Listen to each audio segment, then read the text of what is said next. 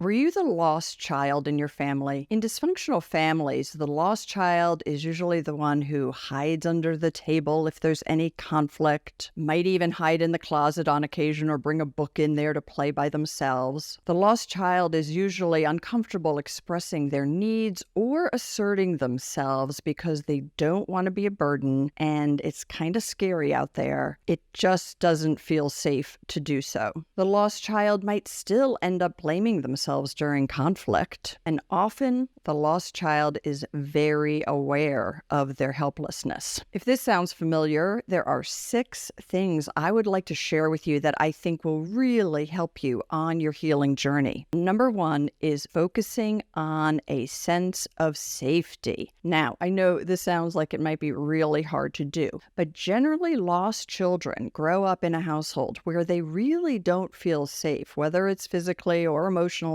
doesn't matter. Just there is a general sense that the world out there is not safe. And that's totally understandable. Most likely it was true in one way or another. And children's sense of safety is also very tied to the connection to the caregivers and the connection to the other family members. It isn't always about actual, what we would say is actual safety. It's about emotional safety. So this probably made perfect sense for you as a child. But once you're an adult, it doesn't really make sense anymore. Now, I'm not saying the world is perfectly safe, and I'm not saying every relationship is perfectly safe, for sure. But most of us are safe enough and really working on a sense of, am I safe enough and can I feel safe when I am safe? So if I am out with a group of people, I'm probably safe, right? But you might not feel it. So really trying to practice feeling safe in those situations where you might not feel safe, but from a physical point of view, you are safe. See if you can get your body to feel that. Number 2, take back your power. You have enormous power, and it might have gotten really suppressed when you were a child. Lost children often are the youngest in the family, but definitely not always, but there may really have been a sense of powerlessness growing up that has lasted with you for a long time. So focusing on what your strengths are, where you can empower yourself to speak up for yourself, to assert yourself, to go for what you want, to really look at what am I truly powerless over, because there certainly are things we're powerless over, and what do I just feel powerless over? And then practice taking back power in those areas. Number 3, find your voice that communicates outward, right? You might have a really strong internal creative life,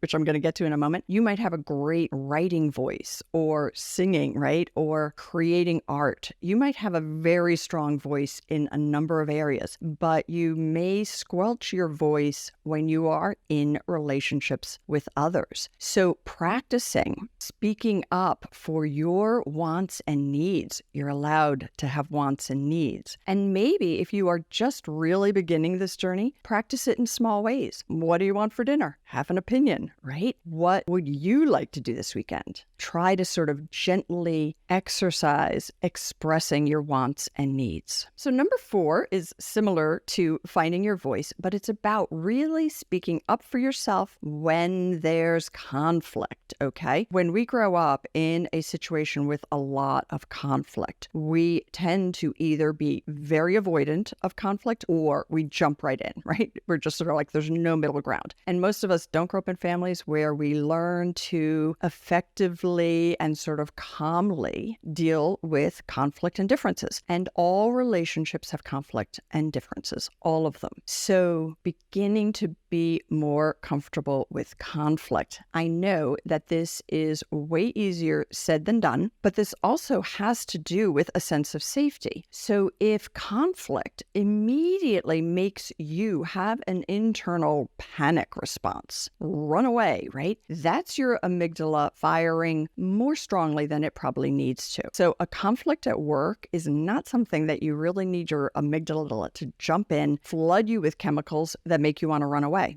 or freeze, right? Most lost children either have that automated response of flee or freeze, but neither are actually required in almost all conflict. So if you can regulate that impulse, if you can calm yourself down with diaphragmatic breathing, with grounding techniques, with whatever you can do so that you can stay a little bit calmer in those situations, let yourself know, I don't necessarily feel safe, but I am safe, physically safe. And then you will have more capacity because your whole brain will be working, right? For negotiating conflict, we need the whole brain. We need the left hemisphere, the right hemisphere. If our amygdala is firing out like run away, that's the only part of the brain that's really working. So we have to calm that down. Again, not easy. I do have a lot of videos that address this, and that takes time to work on, but super helpful. And then that lets your whole brain get engaged, and you can think through, okay, this is what that person wants. This is what I want. Maybe there's a compromise. Maybe I can explain myself better. Maybe there's something we can do here to resolve the conflict kindly, reasonably. Number 5, lean into your creativity. I wonder, as I was making this video, thinking about this, I was like,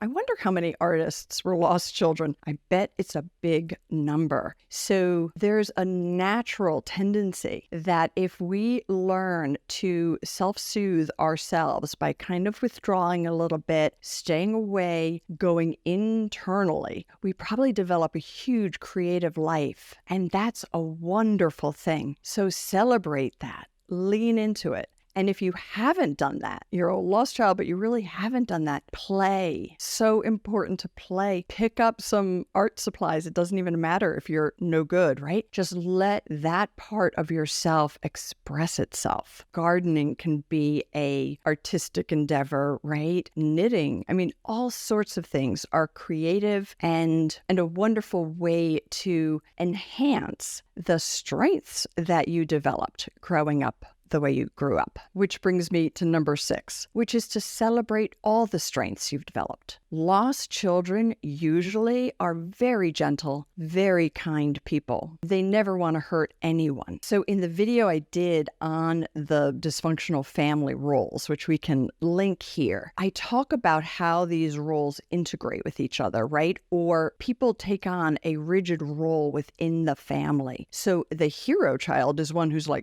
very aware of their strengths out there in the world. The lost child maybe not so much. The lost child may not really always feel that great about themselves. So you might be an introvert. Introverts are great. There's no reason. It's not bad to be an introvert. So if that is you, celebrate it. Give yourself that time. Acknowledge your kindness. One of the problems with the roles that develop in dysfunctional families is that each person is cutting off certain parts of themselves and only expressing another part. And we all have all parts, right? So if the lost child is cutting off the part which is active and engaged in the world and assertive and moving forward and doing things, they've cut that part off. That part's still there, but they're not in touch with it, right? The hero child might not be in touch with their vulnerability. So we need to be in touch with all the parts of ourselves. In general, as the lost child, it can be super easy to sweep your needs under the rug, pretend they don't exist, withdraw, but you also might end up lonely or dissatisfied or just not moving forward the way you want to move forward. And the program called Roadmap to Joy addresses this in a very deep